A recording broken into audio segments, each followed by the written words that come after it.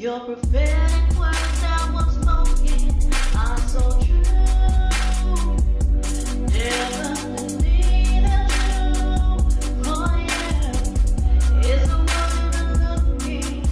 'Cause if they were, then they would change what they do. This world is so cruel. Oh yeah, I'm changing daily as I walk toward the throne of life. Deep in my heart, you see just what you mean to me. My heart belongs to you.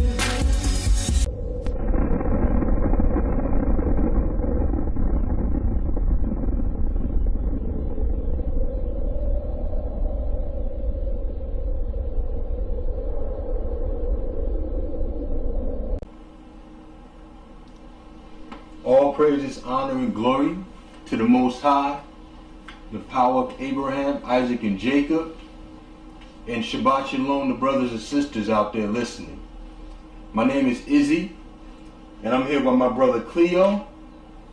It's pleasing us today to bring to you a lesson on the 400-year captivity in regards to Egypt. The Most High has blessed us and gave us an understanding of what this captivity was talking about. When we look at the understandings out there, you see some people say that Egypt was the place of the 400-year captivity. You have some people saying that Egypt is not the place of the 400 captivity. And you even have some people that say that we didn't even serve bondage in Egypt. Today we hope to edify and to bring more understanding as to where this captivity was, and also if it was regarding Egypt. Now, when we speak about this prophecy, there are many understandings out there. So let us give you a catalog of what we're going to be going into. All right, first and foremost, we're going to be using the King James Version Bible. All right, we're going to be using the works of Flavius Josephus. We're going to be using Jubilees and Jasher, and we're also going to be using the Targums.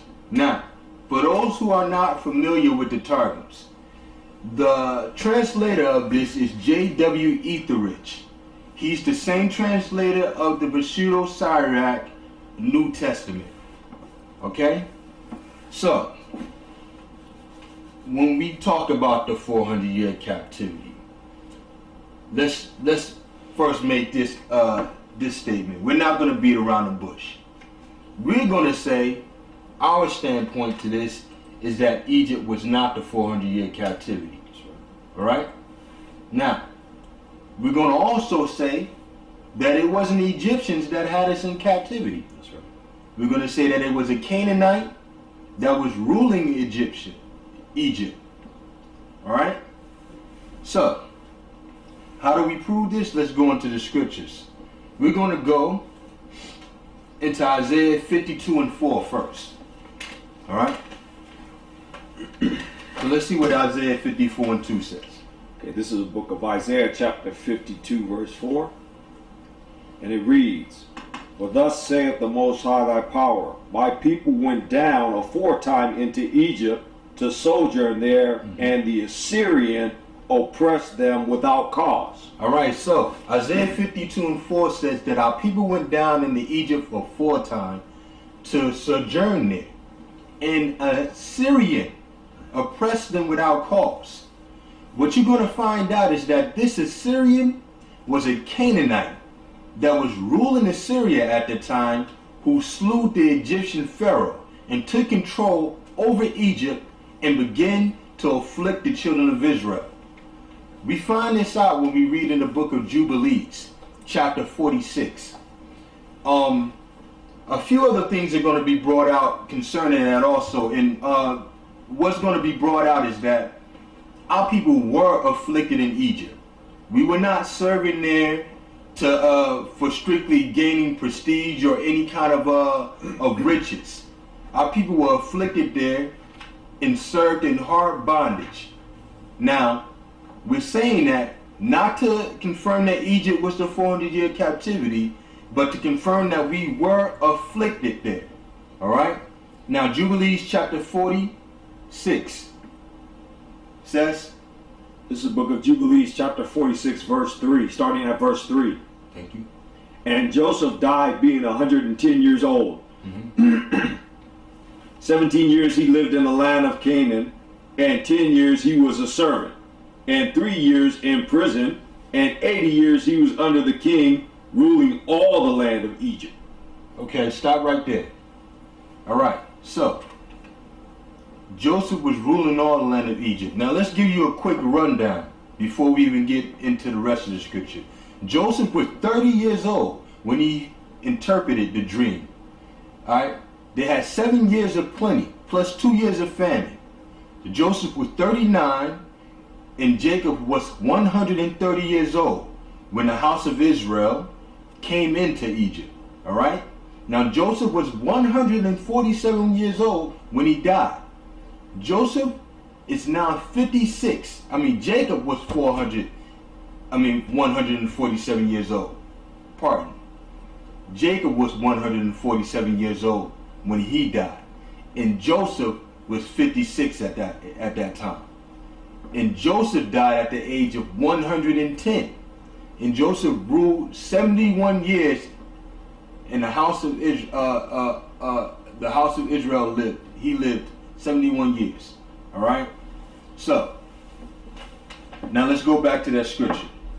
I'm going to read again. This is the book of Jubilees, chapter 46, verse 3. And Joseph died being 110 years old. 17 years he lived in the land of Canaan. 10 years he was a servant. All right. 3 years in prison. 80 years he was under the king, ruling all the land of Egypt. Okay. Verse 4. And he died and all his brethren and all the generations. Okay. Keep going. And verse 5. And he commanded the children of Israel before he died that they should carry his bones with them when they went forth from the land of Egypt. Right. Verse 6. And he made them swear regarding his bones, for he knew that the Egyptians would not again bring forth and bury him in the land of Canaan. For Macmaron, king of Canaan, while dwelling in the land of Assyria. He fought in the valley with the king of Egypt and slew him there, and pursued after the Egyptians to the gate of Irma. All right, so stop right there.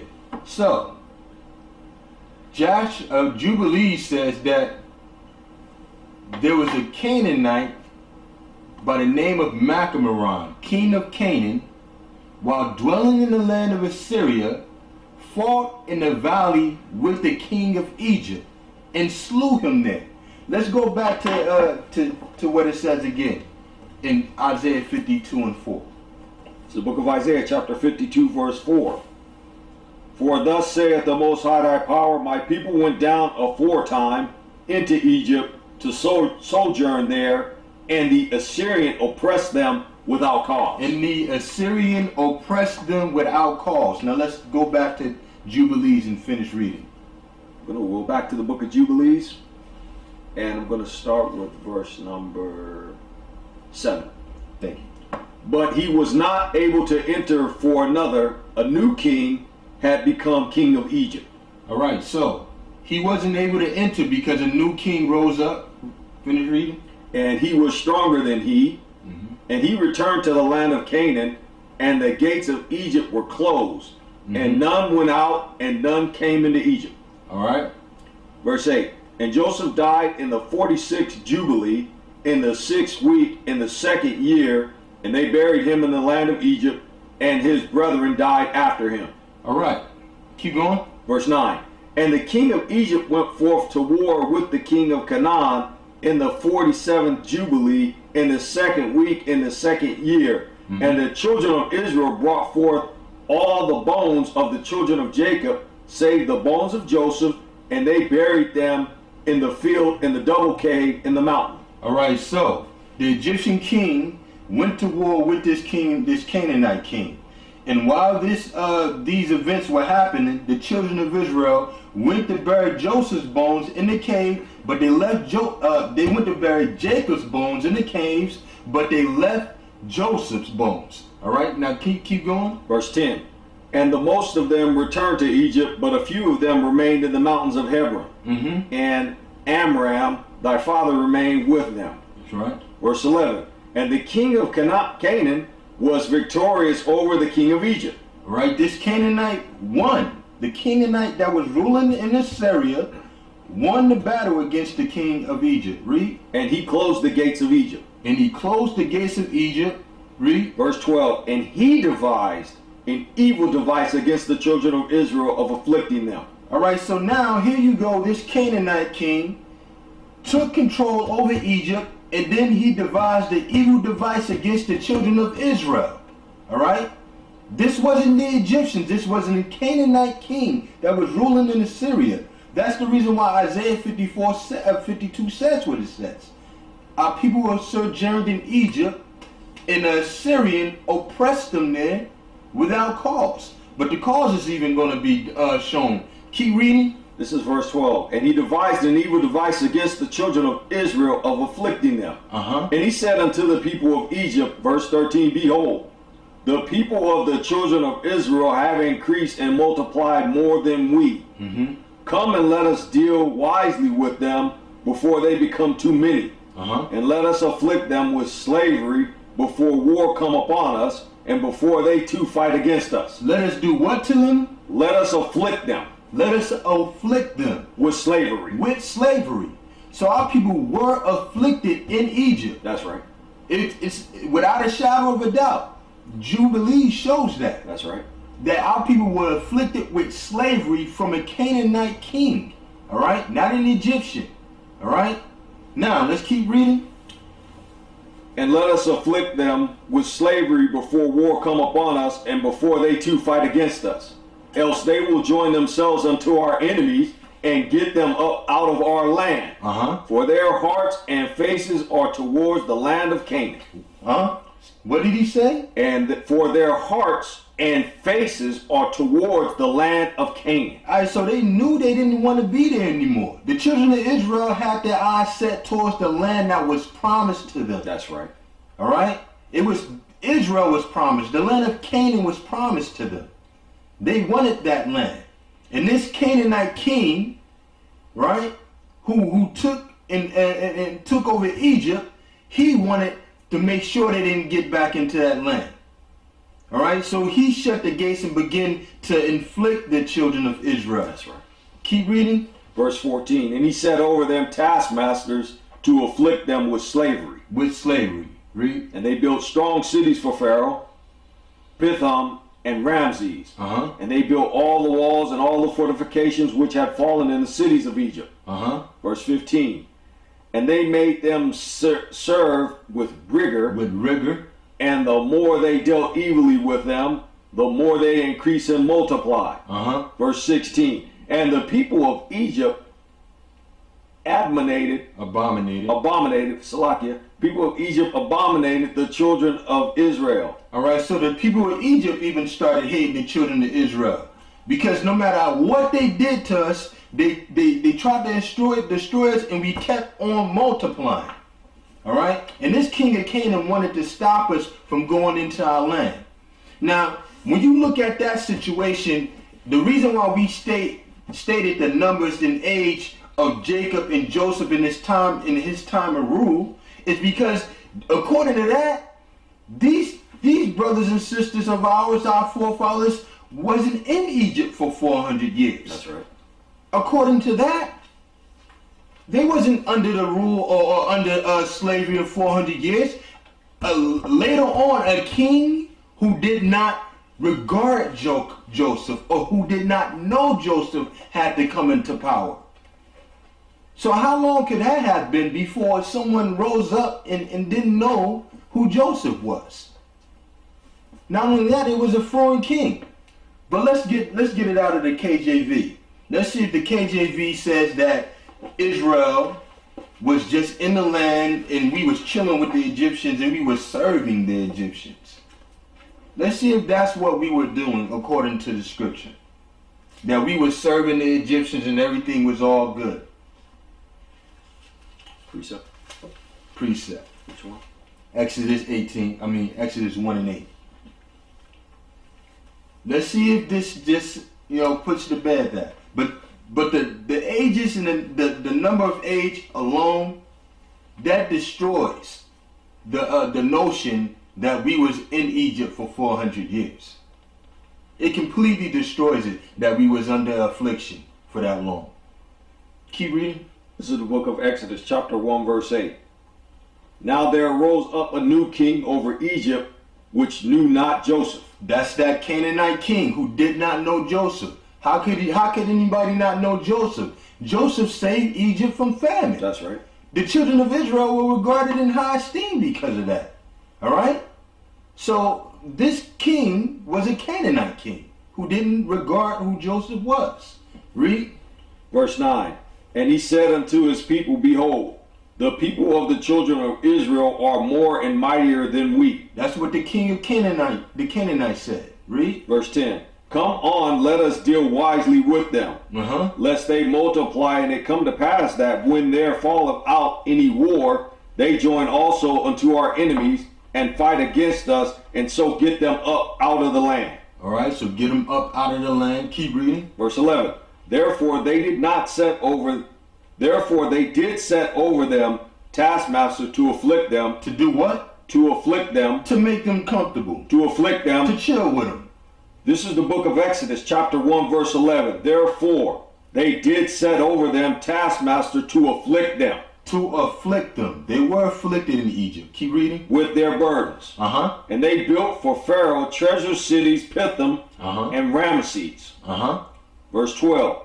But the more they afflicted them, the more they multiplied and grew. The more they afflicted them, the more they multiplied and grew. Read. And they were grieved because of the children of Israel. And the Egyptians were grieved because the children of Israel. Keep reading. Verse 13. And the Egyptians made the children of Israel to serve with rigor. To serve with rigor. Read. Verse 14. And they made their lives bitter with hard bondage. With hard bondage. Read. In mortar and in brick. And in all manner of service in the field. Yep. And all their service wherein they made them serve was with rigor. With rigor. Do you know what rigor means? All right, so Israel wasn't serving in Egypt on their own continents. That's right. They were being forced to serve Egypt. All right. Now let's get the meaning of rigor, because we do have people out there saying that we wasn't afflicted in Egypt. Wow. That the whole purpose of us going into Egypt was so that we can leave out with substance. That was not the purpose. That's right. Get rigor out of the Strongs. You'll find it under the blue bookmark. Here we're reading from the strongest Strong's Exhaustive Concordance. Right. And we're going to read number 6531. And it reads ruthlessness. What? Ruthlessness. Ruthlessness. Brutality. Brutality. Violence. Violence. Rigor. Rigor. Cruelty. Cruelty. All right. So the children of Israel, our forefathers wasn't in Egypt serving like you go into a restaurant. Yes, sir. What can I do for you? That's right. Yeah. That wasn't the case. Our people were being forced, afflicted in Egypt. Now, the timeline of Egypt is not the same as the 400-year captivity. We just wanted to put that to bed, that our people did serve with rigor and were afflicted in Egypt. All right? Because we have people saying like, yeah, Egypt wasn't the place. Right. Right? But, the 400-year captivity, that doesn't mean anything. It wasn't a captivity. Yeah, there was no captivity. Yeah. Right? That's what people are saying. So let's get into the prophecy again. Let's get Genesis 15:2. Let's go to the root of it, because I think what we're lacking here it's basic reading comprehension. All right, so we're gonna look at this and see if we can understand what it's saying. Okay, so this is the book of Genesis, chapter 15, verse 12. Read through 14. And I will read through 14. And when the sun was going down, a deep sleep fell upon Abram. And lo, a horror of great darkness fell upon him. Okay. Verse 13. And he said unto Abram, know of a surety that thy seed shall be a stranger in a land that is not theirs. Thy seed shall be a stranger in a land that is not theirs. Read. And shall serve them. And shall serve them. And they shall afflict them 400 years. And they shall afflict them 400 years. Read. Verse 14. And also that nation whom they shall serve will I judge. And afterward shall they come out with great substance. All right. So, the stipulations of the prophecy state that Israel will be a stranger in a land that is not theirs. Right? Read that one again. This is the book of Genesis, chapter 15, verse 13. And he said unto Abram, know of a surety that thy seed shall be a stranger in a land that is not theirs. In a land that is not theirs. Let's keep reading the next stipulation. And shall serve them. And shall serve them. And they shall afflict them 400 years. And they shall afflict them 400 years. All right? So no matter how you put it, they must be afflicted 400 years. That's right. So let's start from the first one. Let's ask the first question is, was Israel in their own land? All right? No. Because, yeah, we know that Abraham, or were they strangers? No. Okay. Because we know that Abraham frequented Egypt, right? That's right. And we know that Jacob knew where to go.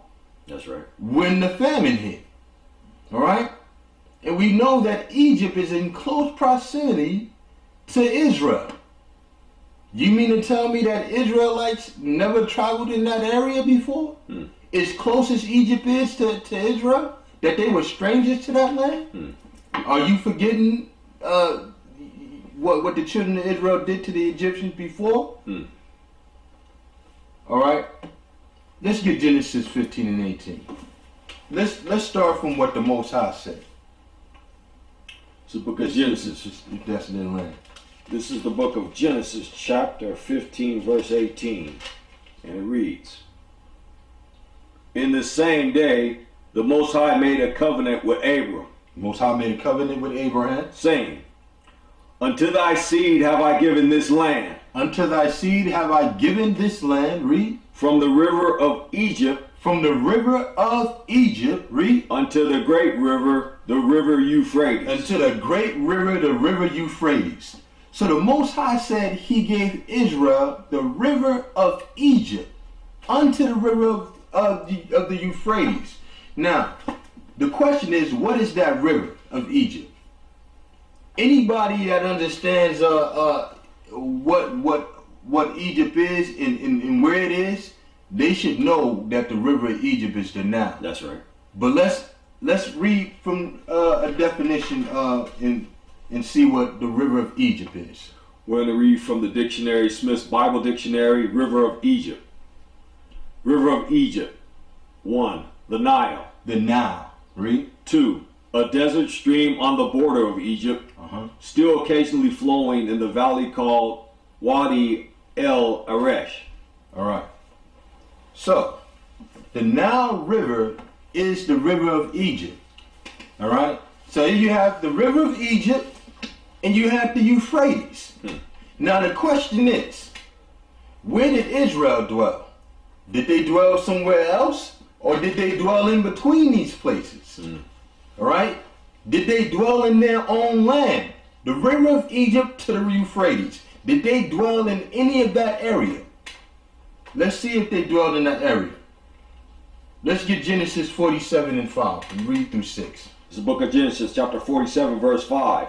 And Pharaoh spoke unto Joseph, saying, thy father and thy brethren are come unto thee. Verse 6. The land of Egypt is before thee. The land of Egypt is before thee. In the best of the land, make thy father and brethren to dwell. In the land of Goshen. And where? In the land of Goshen. In the land of Goshen. Let them dwell.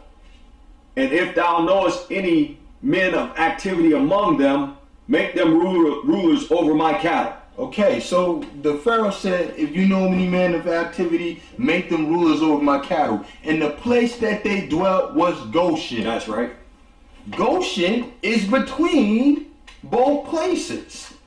Goshen is at the border of the Nile River. That's right. All right, so if Goshen is at the border of the Nile River, and we was given the river of Egypt to the river Euphrates, and they was dwelling in between there, what does that say to you? They were dwelling in their own land. That's right. So if they was dwelling in their own land, you can check off that stipulation that no, they were not strangers, and no, they were not in a place that was not theirs. They were dwelling in their own land. So let's see. That stipulation, Israel would be a stranger in a land that is not theirs. You can check that off. That doesn't go there. They wasn't there. That wasn't the place. All right? Now, so they was dwelling in their own land.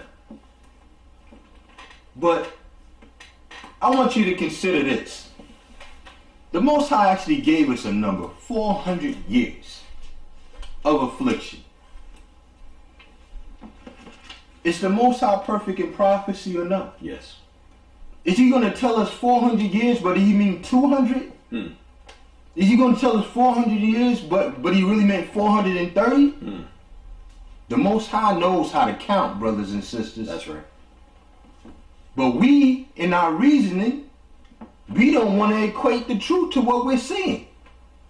You want to say, okay, you know, because I can't figure this out, this must be it. No. I want you to consider this. Romans 3:1. What does Romans 3:1 say? This is the book of Romans chapter 3 verse 1. What advantage then hath the Jew? What advantage is there of an Israelite? Read. Or what profit is there of circumcision? What does it profit you to have a covenant with the Most High? Read. 2. Much every, verse 2. Much every way. Chiefly, mainly, because that unto them were committed the oracles of the Most High. Unto us was committed the oracles of the Most High. That's right.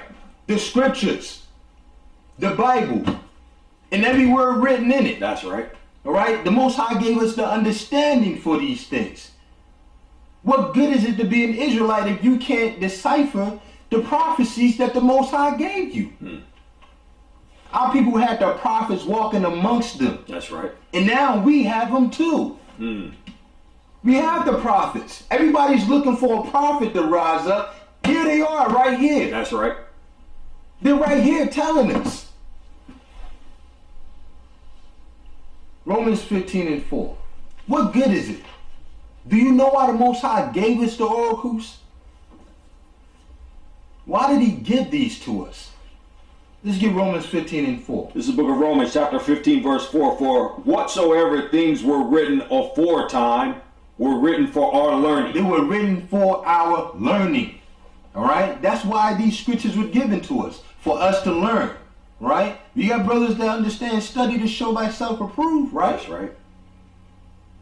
Keep reading. That we through patience and comfort of the scriptures might have hope. So that we would have hope. That's what the scriptures were given to us for. That's right. That's why everything was documented. That's why through stammering lips and another tongue shall he speak to these people. The Most High brought this to us so that we could understand where our salvation was coming from. Look at what's going on with our people today. Lost. You got our brothers in all kinds of facets of life, but they reject the word of the Most High. And the brothers that are holding the scriptures, we are held to a higher accountability to be causing division amongst each other. That's right. The Most High resisted the proud.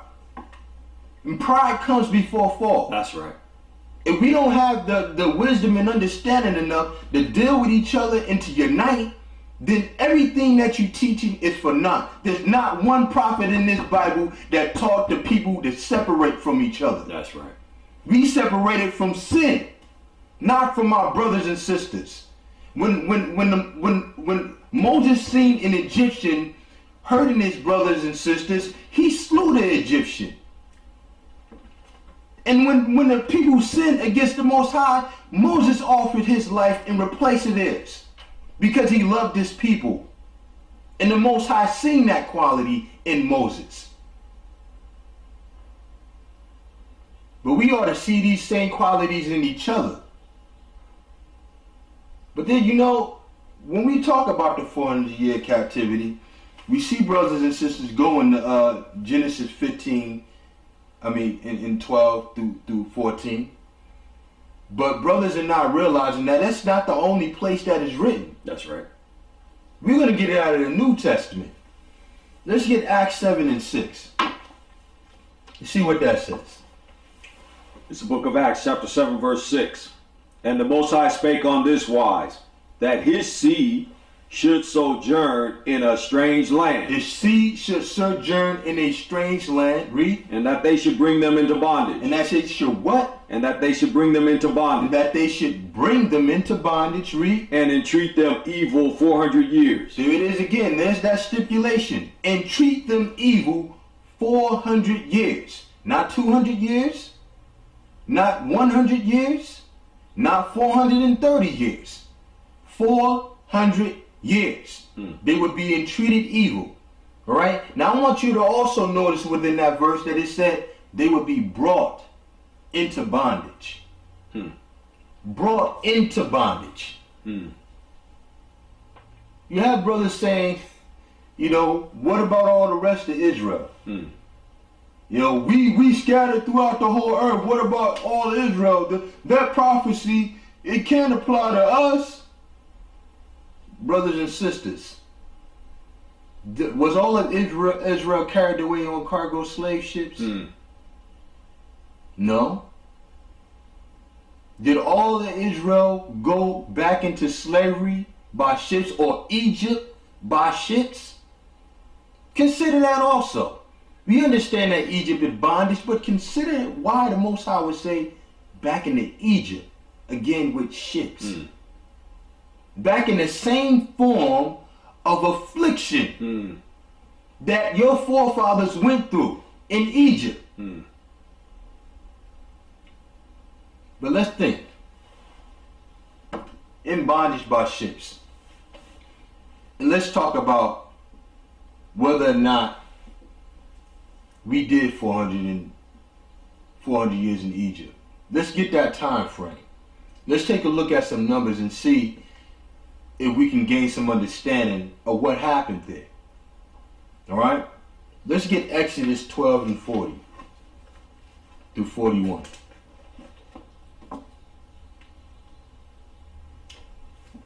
This is the book of Exodus, chapter 12, verse 40. Now the sojourning of the children of Israel who dwelt in Egypt was 430 years. 430 years. Okay? That's their sojourning. That's not how long they was afflicted. That's right. Let's keep reading. Verse 41. And it came to pass at the end of the 430 years, even the self-same day it came to pass, that all the host of the Most High went out from the land of Egypt. So at the end of the 430 years, Israel came out of Egypt. Now we know the stipulation states 400 years of affliction. But I can see how someone get 430 years. This must be it. Yeah. All right? It's close. But you have to really study to understand that. You have to understand that 430 years wasn't 400 years of affliction. That's right. And you have to go through the precepts to gain that understanding. So let's bring us to a precept to give us a glimpse of that understanding. Let's get Galatians 3 and 17. You know, I thank the Most High that He allowed us to gain this understanding. And it wasn't easy, because myself, I personally believe that 430 years was the affliction of Israel that the Most High was speaking of. But now that I find out that the 400 years is equated to us today, everything fits. That's right. The whole scripture, it lines up and it pieces together, piece by piece, of what our salvation is going to look like. And it's important for our brothers and sisters to gain this same understanding, because we got brothers and sisters leaving out of the country in fear. You got brothers and sisters walking away from the truth because they believe that the Most High have abandoned them. That's right. To die in the place of their affliction. You got brothers telling us to leave, that UFOs don't pick us up. You got brothers telling us to flee out of Babylon with no direction of where to go. And that's confusion. That's right. The Most High is not the author of confusion. Mashiach said, a house divided cannot stand. When are we going to stand? Because we're out there standing on the corners. That's right. And telling our people who they are. But these brothers and sisters coming to us, and only to find out that it's nothing but division amongst us. That we've not left Christianity, but to go into another denomination. When are we going to stop being these denominations and start being the children of Israel? That's right.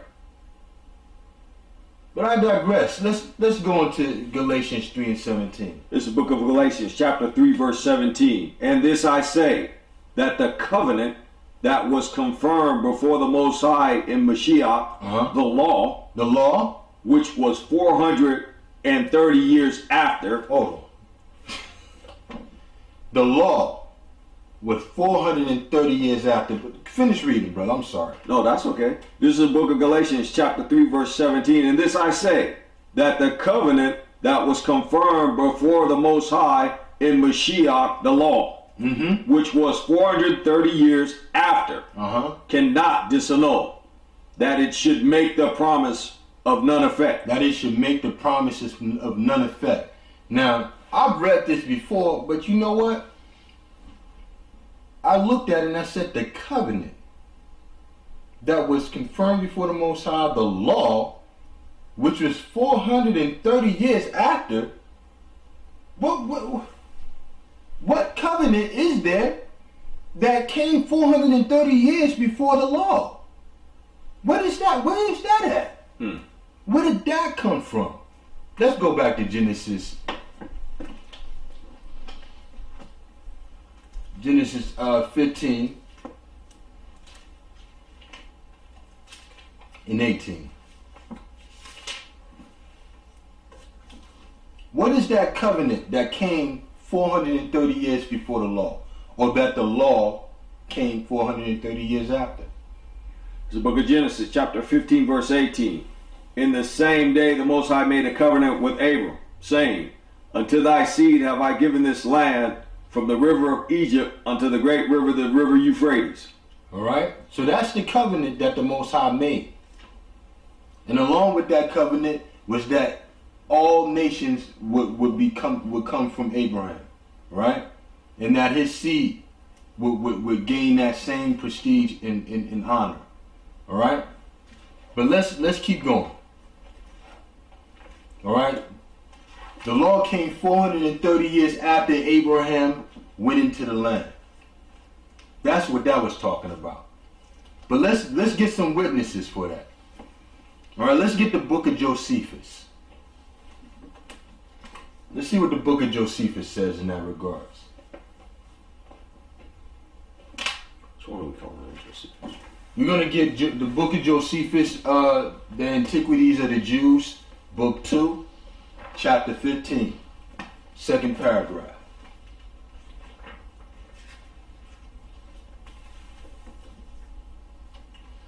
This is the book of Josephus, and we're reading from the book of Antiquities, chapter 15. And we're going to go down to 2. They left Egypt in the month Xanthicus on the 15th day of the lunar month. Uh-huh. 430 years after our forefather Abram came into Canaan, but 215 years only after Jacob removed into Egypt. So this Josephus confirms this understanding that the law came 430 years after Abraham received the covenant. And it also confirms that they were not in Egypt for 400 years. That's right. It says they were how long? 215 years, right? That's right. So if they was in Egypt for 215 years, and we understand that the stipulation is 400 years, 2 plus 2 equals 4, then Egypt was not the place of the affliction. Egypt was not the place. That's right. And that 430 years was not talking about a full dwelling of the children of Israel in bondage. But it was talking about from the time that Abraham received the law. But let's get another witness, because that's 2 witnesses. We got Galatians and we got Josephus. Now let's see what Joshua says in chapter 81, verse 1 through 4.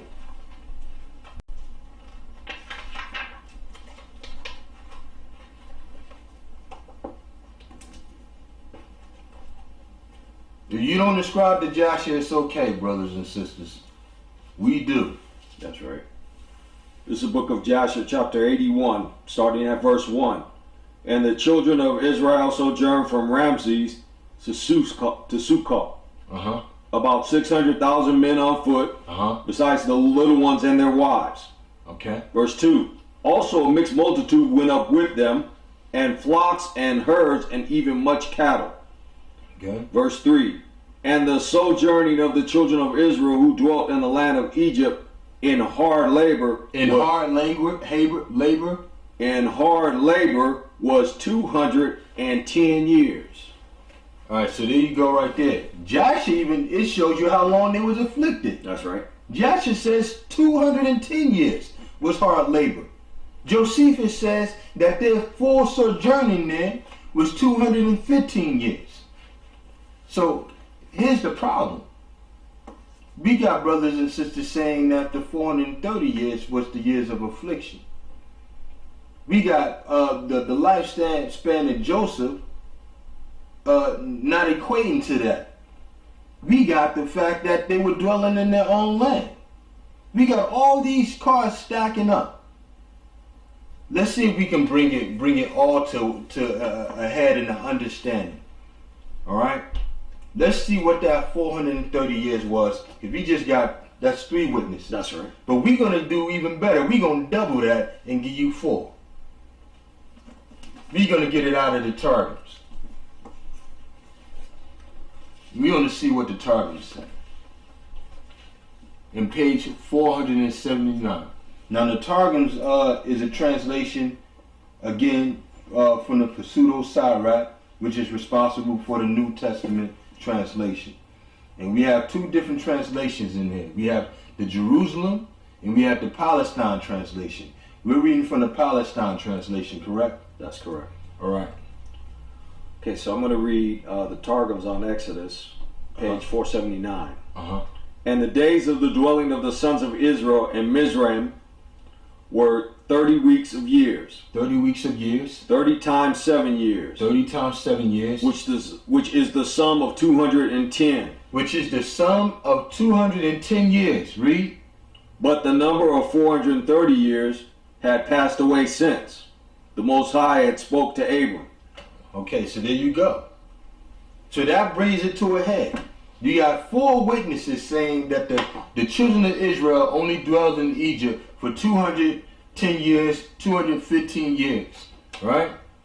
And then you have these 4 witnesses confirming that 430 years was in regards to when the Most High spoke to Abraham. Now, if we got that understanding out of the way, that Israel did not dwell in Egypt for 430 years under affliction. So, if we eliminate Egypt, it stands to reason from when and where is this 400 years supposed to be served?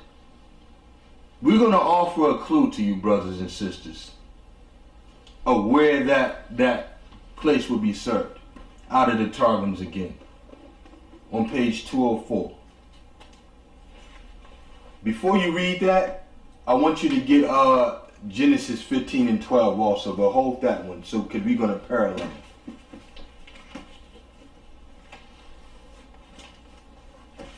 We're going to get the understanding of the 400 years prophecy.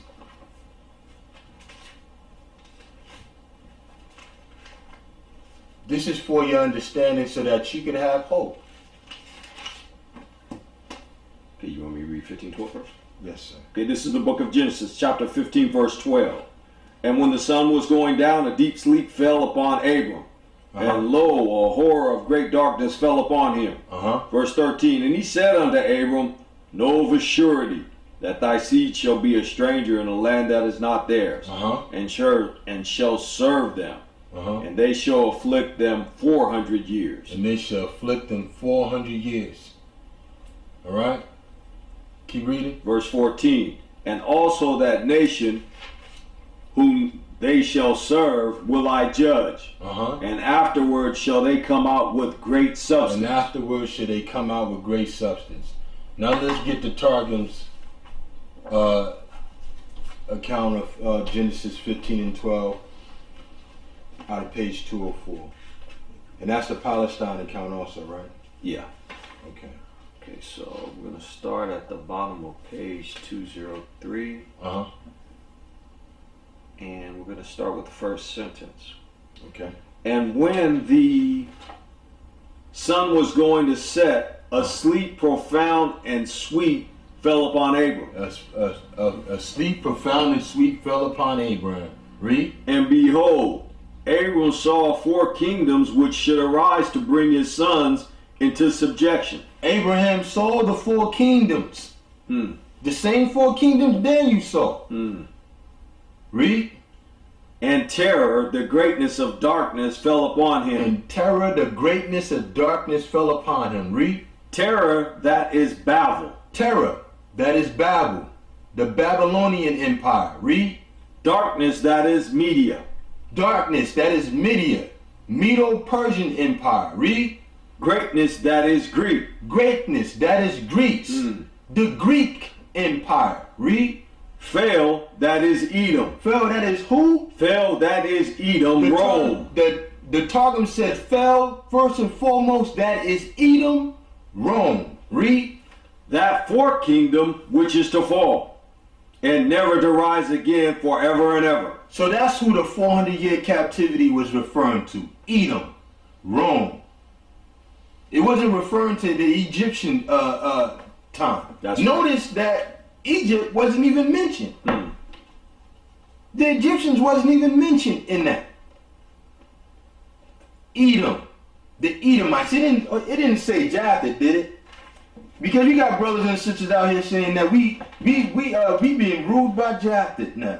I'm going to read the Targums again of Palestine. I'm going to start with, and behold, Abraham saw 4 kingdoms which should arise to bring his sons into subjection. And terror, the greatness of darkness fell upon him. Terror, that is Babylon. Darkness, that is Media. Medo-Persia. Greatness, that is Greece. Greeks. Fail, that is Edom, Rome. Fell, that is Edom. That's the nation that you're under. I don't know if it's